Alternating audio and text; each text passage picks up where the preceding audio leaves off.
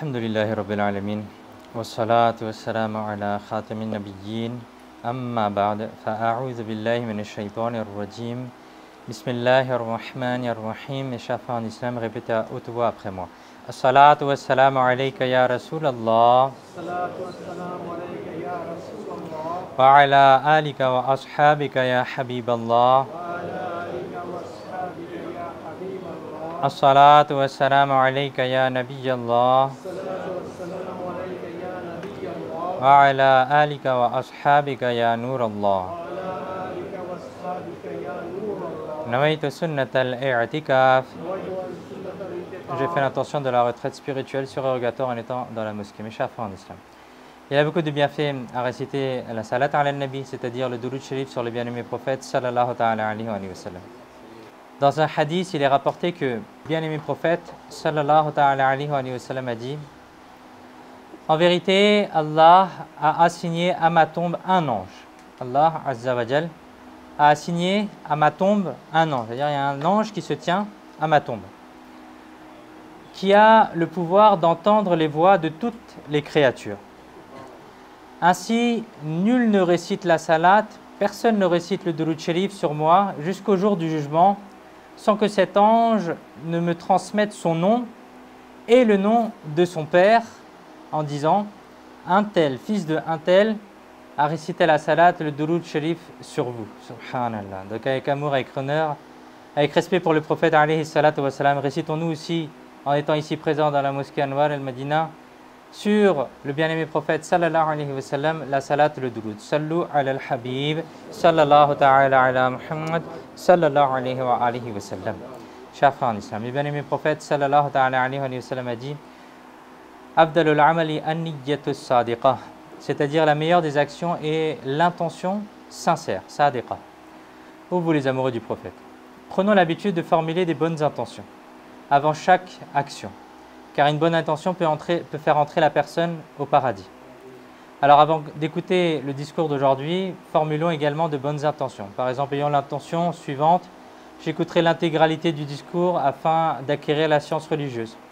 Je m'asserai par respect pour la science religieuse dans la mesure du possible. J'essaierai d'éviter la paresse pour éviter de perdre les barakas du discours. J'écouterai le discours pour ma propre réforme, et moi aussi, Inch'Allah, je ferai le discours pour ma propre réforme, Inch'Allah, et je me forcerai de transmettre ce que j'aurai entendu aux autres, Inch'Allah al-Karim. Chers frères en islam, Timur Lenk, que l'on appelle en français Tamerlan, est le fondateur et le premier empereur de l'empire qu'on appelle Timuride. Il est né en 1336 du calendrier grégorien, donc il y a à peu près 700 ans, et est décédé en l'an 1405, à l'âge de 69 ans. Il avait mémorisé le noble Coran à l'âge de 10 ans. Le cheikh Zainuddin Baghdadi rahmatullahi alayhi rapporte de lui que Tamerlan, si on le dit en français, et en arabe Timur Lenk ou Timur Lenk, était atteint de la mardul maut, c'est-à-dire la dernière maladie avant la mort. Et un jour, à cause de sa profonde tristesse avant de mourir, son visage est devenu tout noir. Sa couleur a changé. Un peu plus tard, lorsqu'il a repris ses esprits, on lui a expliqué la situation, qu'en raison de l'intensité de la maladie, son visage était soudainement devenu noir. Sa couleur de peau avait changé. À cela, Tamerlan a répondu: j'ai vu les anges du châtiment s'approcher de moi. En les voyant, une tristesse intense m'a envahi. J'étais trop triste, j'étais vraiment pas bien. Ce qui a fait que mon visage a noirci. Puis peu après, le bien-aimé prophète sallallahu ta'ala alayhi wa sallam, le prophète qui est compatissant envers sa umma, est venu et a dit aux anges: laissez-le, car il aime mes descendants, car il aime mes Ahlul Bayt. En entendant cela, les anges sont repartis. Subhanallah. Le grand savant Allama Yusuf ibn Ismail al-Nabhani, rahmatullahi alayhi, qui est un savant de Palestine, a écrit que après le décès de Tamerlan, quelqu'un l'a vu en rêve. Quelqu'un a vu en rêve que le bien-aimé prophète sallallahu alayhi wa sallam était présent et que Tamerlan était assis à vos côtés. Le bien-aimé prophète sallallahu alayhi wa sallam a dit à celui qui avait vu ce rêve: Ô Muhammad ibn Hassan, Tamerlan aime ma descendance, subhanallah. C'est-à-dire que la personne a vu Tamerlan aux côtés du bien-aimé prophète sallallahu alayhi wa sallam. Lorsqu'il a vu ce rêve, le bien-aimé prophète sallallahu alayhi wa sallam a dit sûrement la raison pour laquelle il en est ainsi, c'est que Tamerlan aime ma descendance. Sallu ala al-Habib sallallahu ta'ala ala Muhammad sallallahu alayhi wa sallam.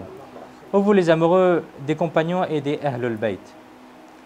La descendance pure de notre bien-aimé prophète sallallahu ta'ala alayhi wa sallam possède un rang très élevé, une grandeur et une dignité immense, et occupe une position des plus hautes.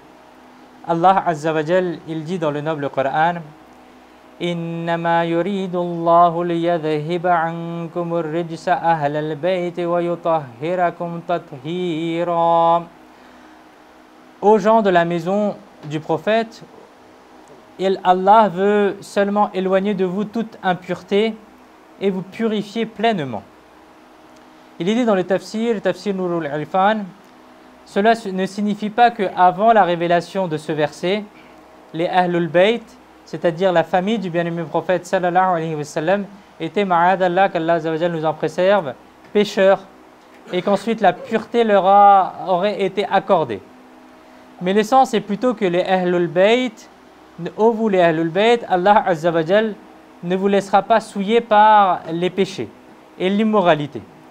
Il en ressort que le bien-aimé prophète sallallahu alayhi wa sallam, ses épouses pures et sa descendance pure sont exemptes de tout péché, ne sont pas dans le péché.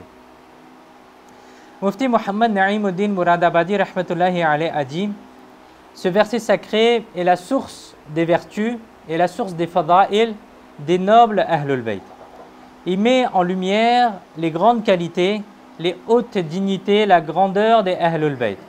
Et il en ressort que Allah Azza wa Jal a préservé les Ahlul Bayt de tous les mauvais caractères.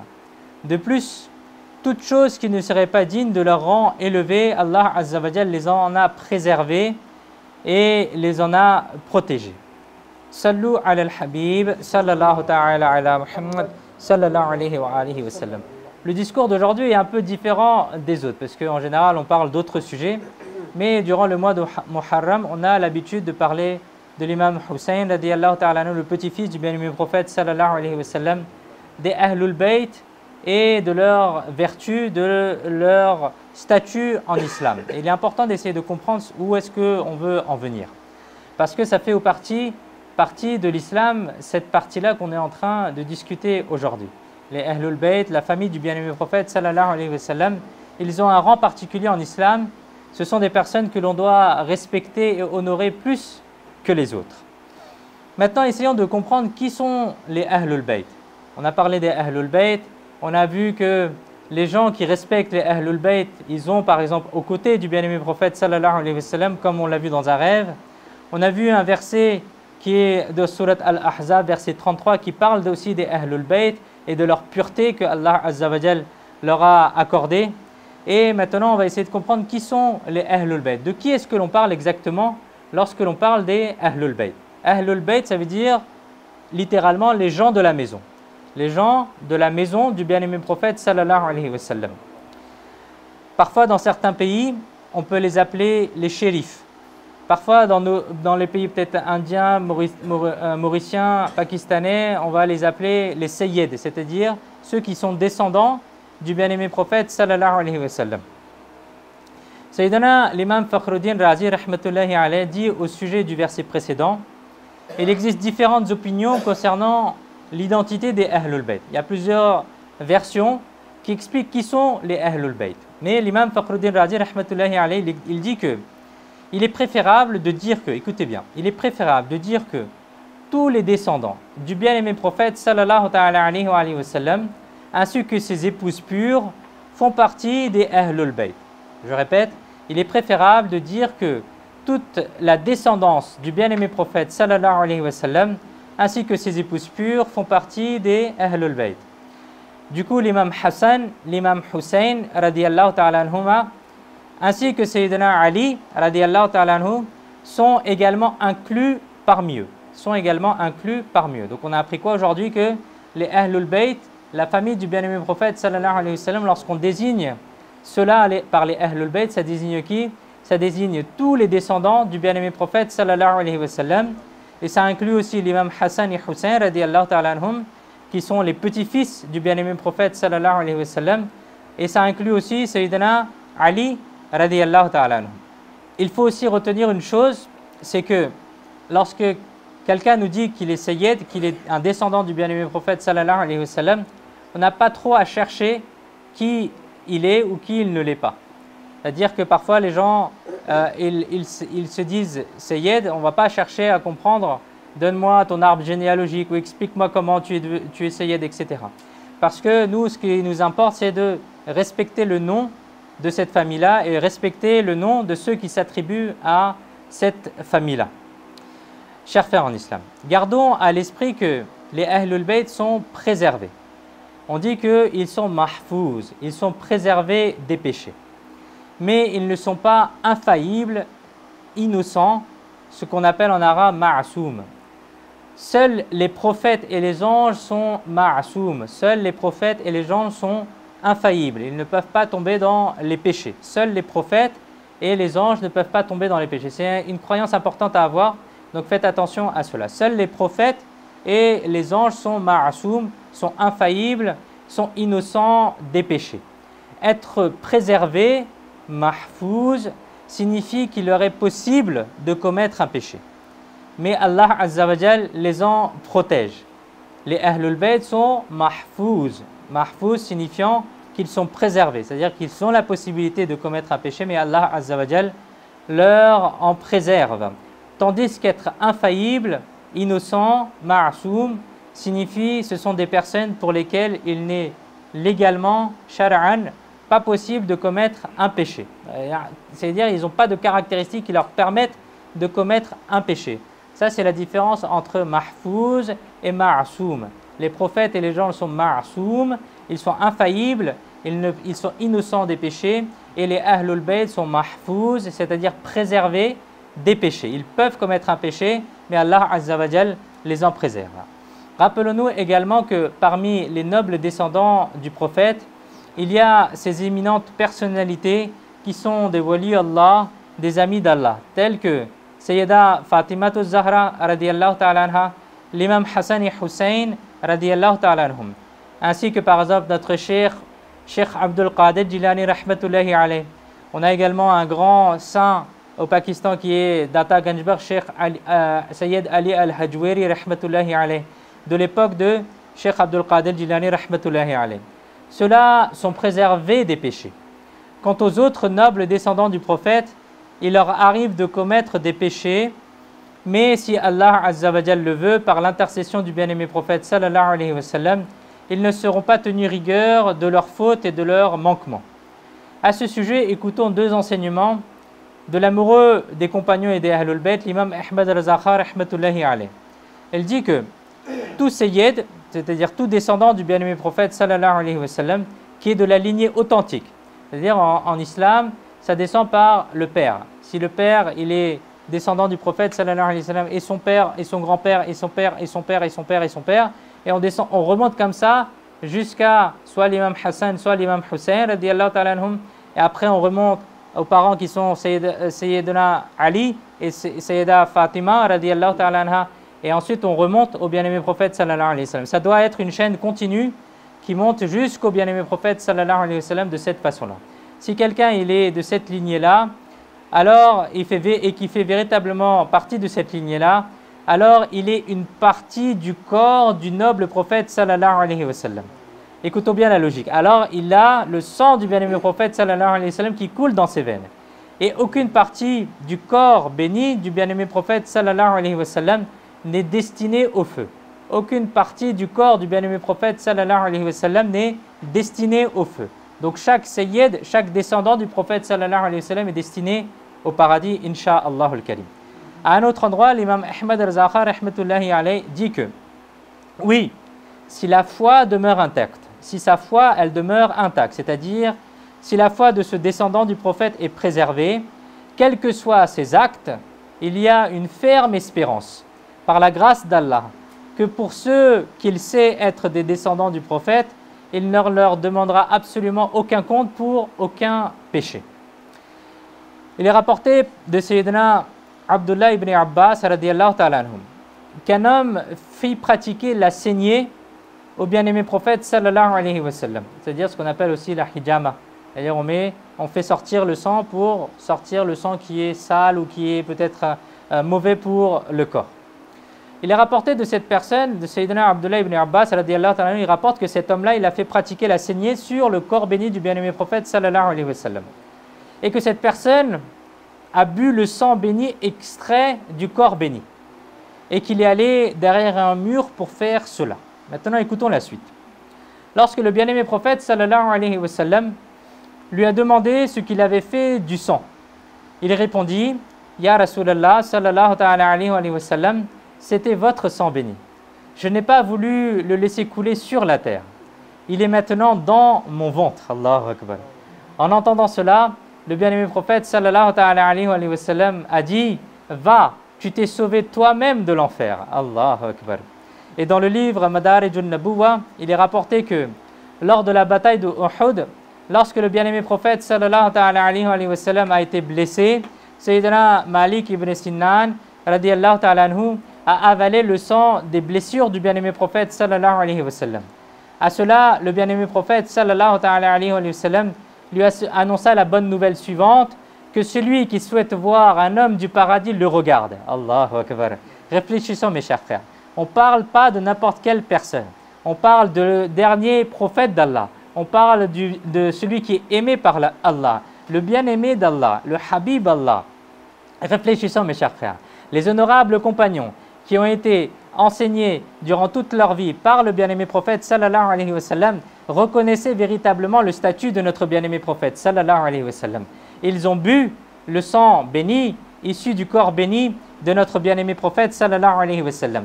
Et le bien-aimé prophète sallallahu alayhi wa sallam ne leur a pas interdit, ne leur a pas réprouvé, ne leur a pas dit qu'est-ce que vous avez fait, c'est pas bien ce que vous avez fait. Non, non. Au contraire, il leur a annoncé la bonne nouvelle du paradis. Il leur a annoncé d'être préservés de l'enfer. Et ils se sont rendus dignes du paradis.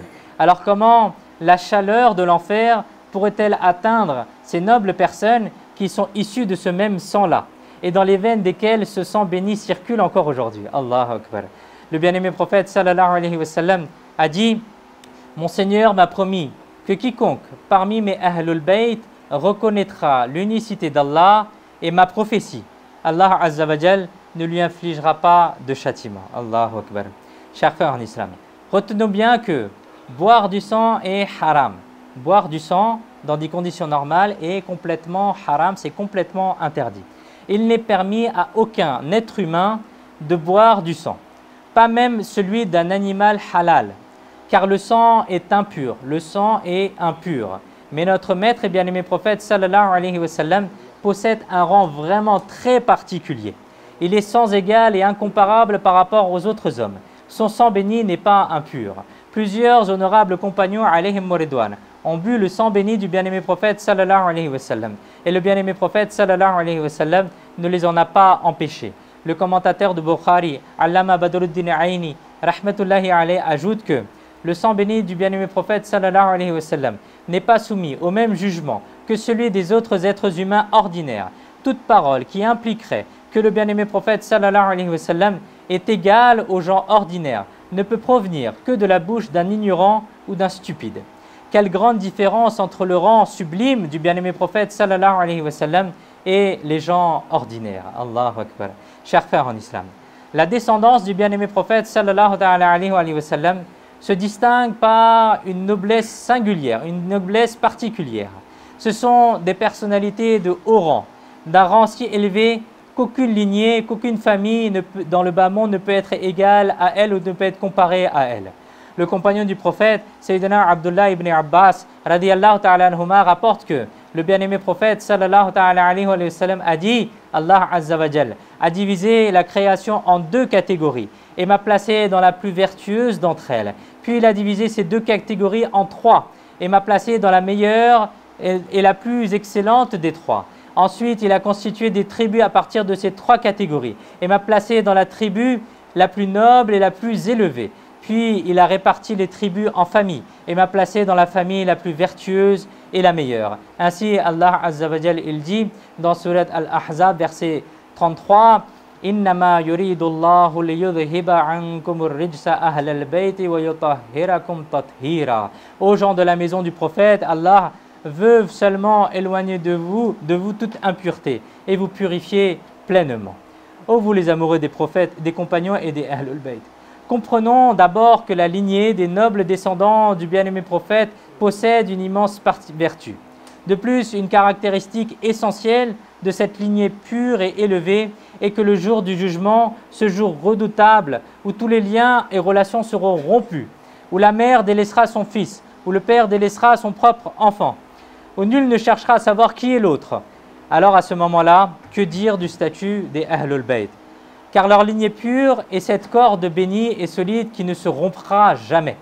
Cette lignée demeure dans le bas monde, elle subsistera dans la tombe et lors du rassemblement au jour du jugement, sur la balance, sur le pont du Sirat, partout elle leur sera bénéfique. Comment elle leur sera bénéfique? En effet, le bien-aimé prophète sallallahu alayhi wa sallam, il est rapporté qu'un jour, le bien-aimé prophète sallallahu alayhi wa sallam, alors que sa tante paternelle, Sayyidina Safiya radiyallahu ta'ala anha, a entendu quelqu'un disait quoi? La parenté avec le messager d'Allah sallallahu alayhi wa sallam ne vous sera d'aucun profit auprès d'Allah. Lorsque le bien-aimé prophète sallallahu alayhi wa sallam en a été informé, une grande réprobation s'est emparée de vous. Et vous avez dit à Sayyidina Bilal radiyallahu ta'ala anhu, ô Bilal, rassemble les gens. Puis vous, sallallahu alayhi wa sallam, êtes monté sur le mimbar. Vous avez fait l'éloge, le hamd et le thana d'Allah. Et vous avez déclaré, quelle est la situation de ceux qui pensent que ma parenté ne sera d'aucun bénéfice? Le jour du jugement, tout lien et toute parenté de sang ou d'alliance seront rompus, sauf mon lien et ma parenté, car ils resteront unis dans le bas monde et dans l'au-delà. Le grand savant Allama ibn Abidin al-Shami rahmatullahi alayhi dit que un hadith avec des termes similaires est rapporté par plusieurs chaînes de transmission. Et il existe également de nombreux autres hadiths qui prouvent que la noble lignée du bien-aimé prophète sallallahu alayhi wa sallam sera assurément bénéfique à sa descendance. Si Allah Azza wa Jal le veut, ils quitteront ce bas monde dans un bon état et seront sauvés dans l'au-delà. Certes, votre descendance pure est très honorée dans ce bas monde et dans l'au-delà. Alhamdulillah, mes chers frères. La noble descendance du bien-aimé prophète sallallahu alayhi wa sallam, tout comme elle est honorée dans ce bas monde, elle sera également paisible et honorée dans l'au-delà. Éloignée de l'enfer et digne du paradis, insha'Allah al-Karim. Allah Azza wa Jal dit dans Surat At-Tur, verset 21, traduction, « Et ceux qui ont cru, et ceux de leur descendance qui les ont suivis dans la foi. » Et ceux qui ont cru, écoutez bien, et ceux qui ont cru, et ceux de leur descendance qui les ont suivis dans la foi. Nous ferons rejoindre leur descendance avec eux, et nous ne diminuerons rien de l'œuvre de leurs parents. Il est mentionné dans le Tafsir Nurul Alfan que, c'est-à-dire que si la descendance des croyants est croyante, écoutez bien, si la descendance des croyants est croyante, alors nous placerons la descendance au paradis avec ses parents, sans les séparer. Il en ressort que, par l'intermédiaire des parents, le rang de la descendance est augmenté, est élevé. Les enfants de notre bien-aimé prophète sallallahu alayhi wa sallam ne sont pas des prophètes, mais ils seront avec notre bien-aimé prophète sallallahu alayhi wa sallam au paradis, ce qui prouve le wasila, l'intermédiaire du bien-aimé prophète sallallahu alayhi wa sallam. On apprend également que la personne qui sera au paradis sera avec ses enfants, insha'Allah.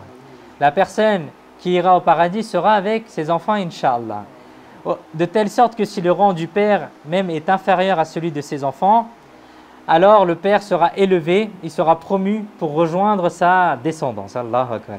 Ainsi, Sayyida Amina, Sayyidina Abdullah et la descendance du bien-aimé prophète sallallahu alayhi wa sallam seront avec le bien-aimé prophète sallallahu alayhi wa sallam. Chers frères en islam, parmi les caractéristiques des Ahlul Bayt, il y a aussi celle-ci. Les Ahlul Bayt, c'est-à-dire la descendance bénie du bien-aimé prophète sallallahu alayhi wa sallam, jusqu'au jour du jugement, sont une protection pour ce bas monde. En effet, il est rapporté dans un hadith que An-nujumun amanun li ahli samai wa ahlu bayti amanun li ahli al-ard. Les étoiles sont une protection pour les habitants du ciel.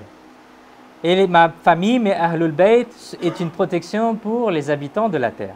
C'est-à-dire que les étoiles sont une source de sécurité pour ceux qui sont dans le ciel. Et mes Ahlul Bayt sont une source de sécurité pour ceux qui sont sur terre.